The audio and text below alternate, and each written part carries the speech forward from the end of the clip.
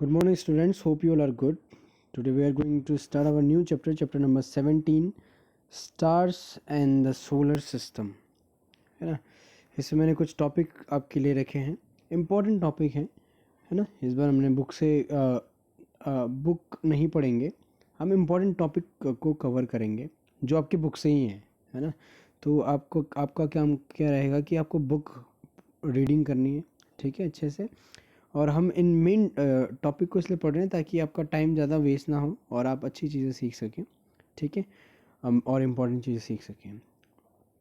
तो हमें चैप्टर का नाम से पता चल रहा है कि हमें स्टार, सोलर सिस्टम, इन सब के बारे में पढ़ना है ना। तो इंटरेस्टिंग टॉपिक है, मज़ा आएगा आपको पढ़ने में। फर्स्ट टॉपिक हम क्लियर करेंगे, सेलेस्टियल बॉडी, है ना। सेलेस्टियल बॉडी क्या होते हैं, शायद अपने सोशल साइंस में पढ़ा भी होगा।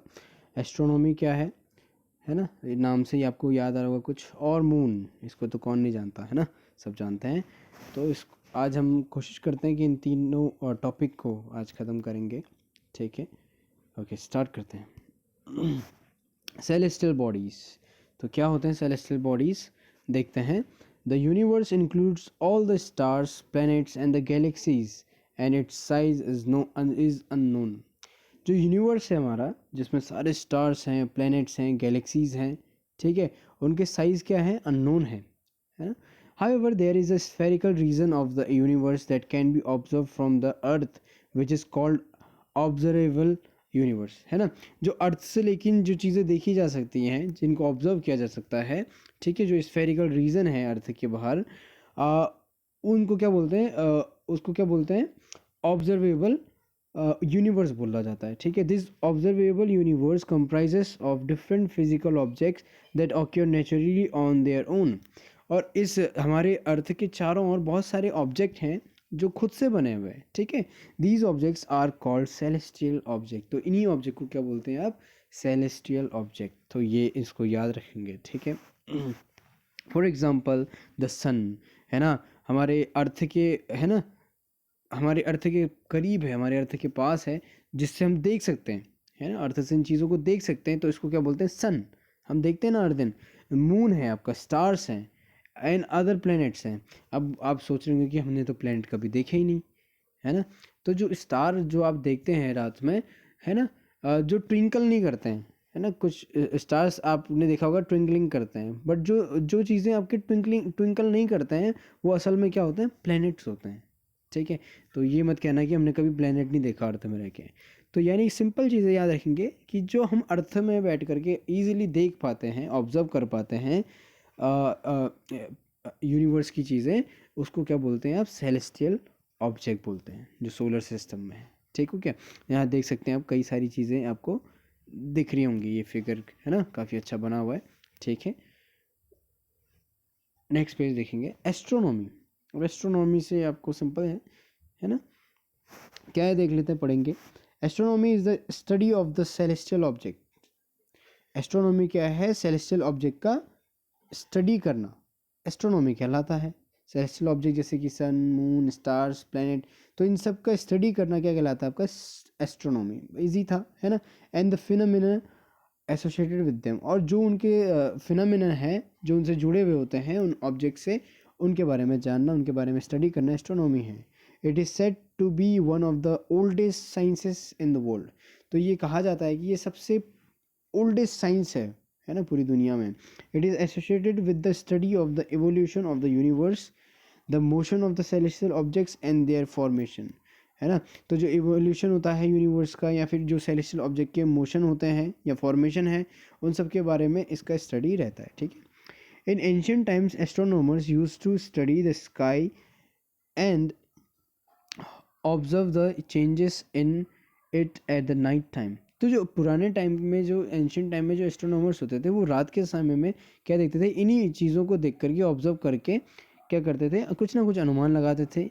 With these methodological observations they use to devise calendars, है ना, जिससे उन्होंने कैलेंडर के बारे में ही जाना, मतलब कैलेंडर बनाया नहीं, मतलब उनको ये पता चला कि हाँ अब मौसम में ऐसा चेंजेस आएंगे या ऐसा वेदर चेंज होगा। तो ये सब चीज़ें वो क्या करने लगे, ऑब्जर्व करने लगे।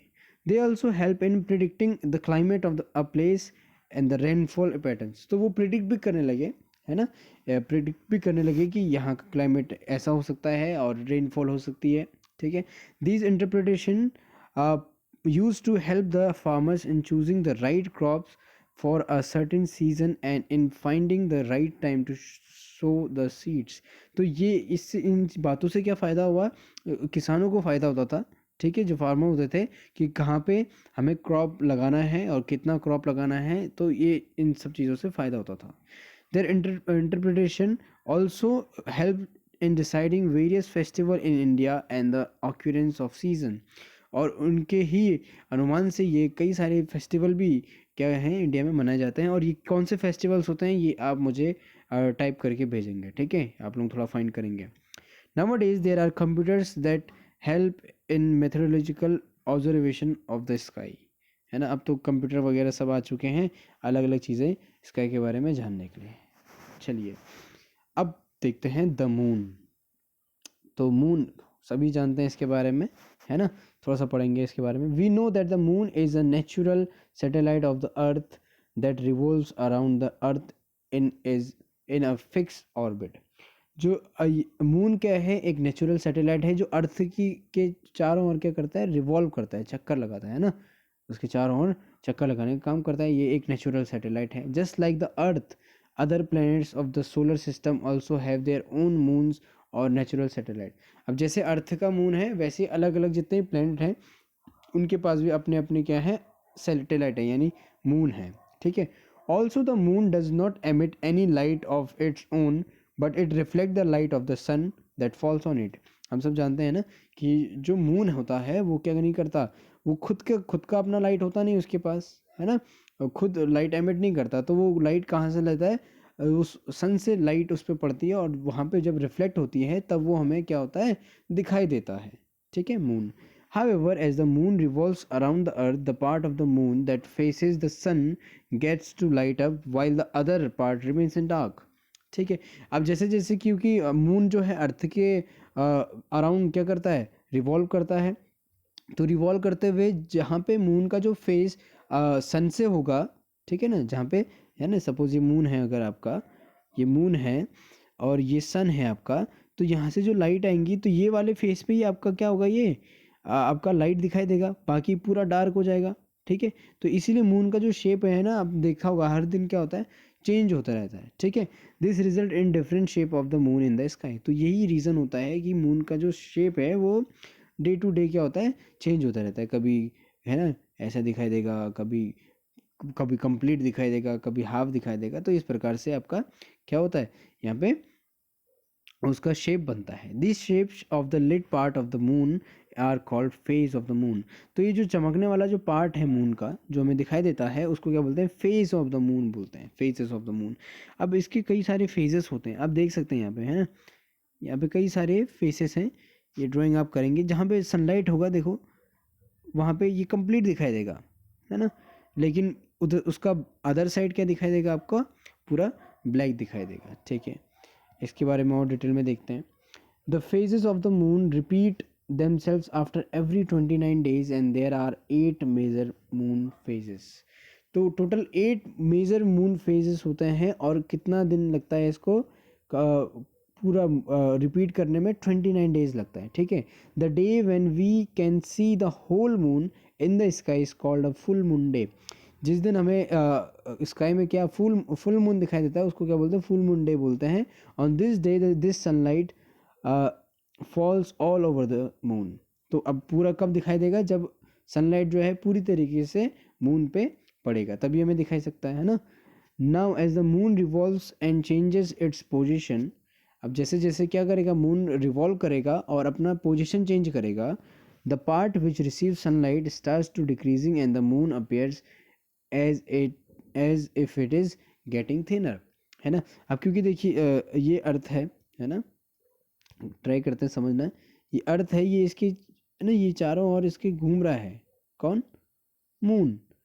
लेकिन अर्थ भी तो सन के चारों ओर क्या करता है, राउंड करता है ना। तो इसीलिए क्या करता है कि मून हमेशा हमेशा इसका सनलाइट नहीं पहुंच पाता कंप्लीटली, इस जितना भी पहुंचता है उसी उतना ही आपको मून शो होता है, ठीक है। तो इस प्रकार से आप समझेंगे। On the 15th day after a full moon the moon becomes completely invisible as no light of the sun falls over it due to its position behind the earth।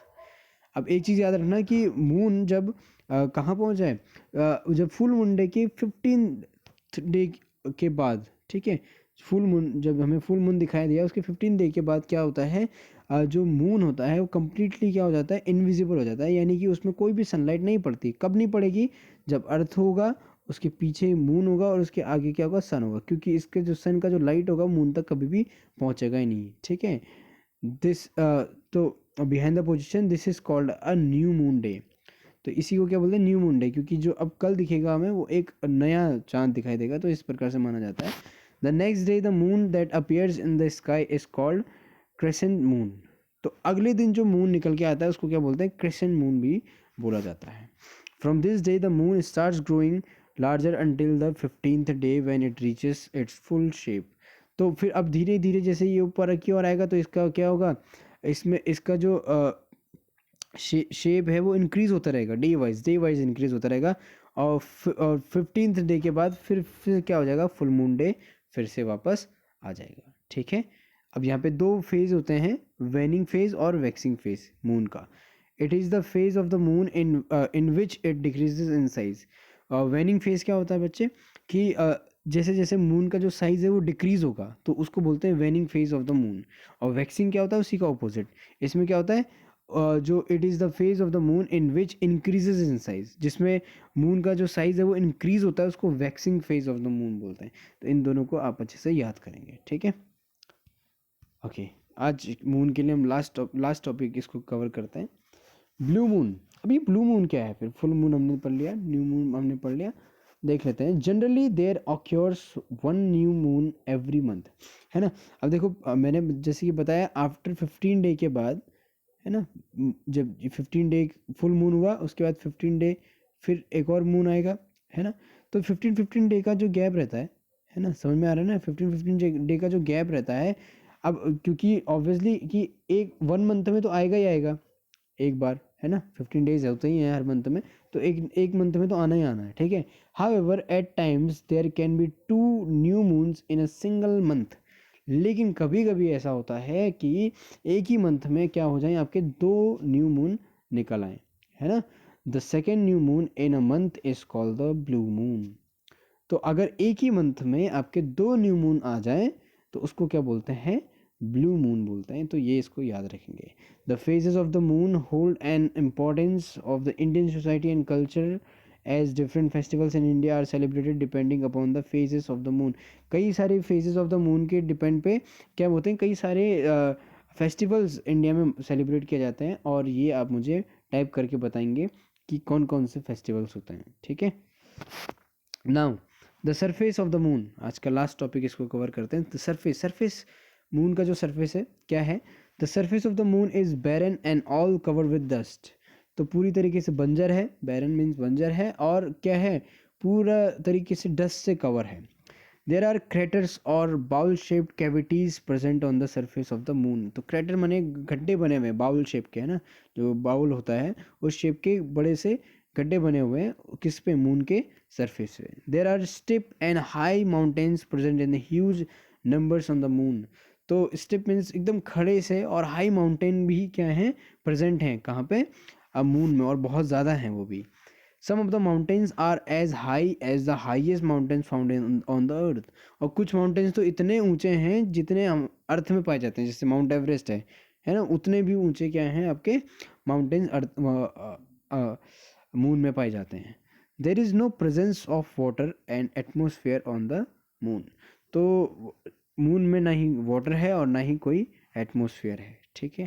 तो ये सरफेस, तो कई सारे टॉपिक हमने अभी 3 topic main clear किए, तो इन सबको रिवाइज करेंगे। नहीं समझ में आया वीडियो रिपीट करना, ठीक है, और इनको अच्छे से याद करना।